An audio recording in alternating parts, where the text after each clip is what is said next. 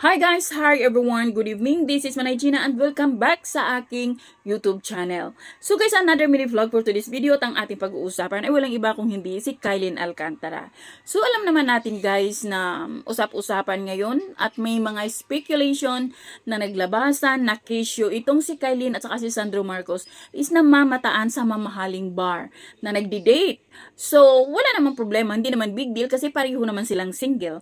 Pero ito lang kasi ang mga netizen, sinasabi nila na sana hindi magpadala si Kylin dito kay Sandro Marcos kasi sabi nila di natin alam kung babaero ba itong si Sandro o anong klaseng tao ito si Sandro.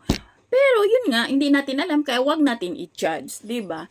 Malay mo kung mabait naman si Sandro o mabait na boyfriend if ever man na naging sila. Si Kylie naman deserve naman siguro niyang sumaya o maging happy siya. Pero sana lang, sabi ng mga netizen, sana lang kung sinagot na ni Kylin itong si Sandro, sana lang hindi nagkakamali. So, yun lang guys. Thank you for watching. Until then, bye. God bless everyone.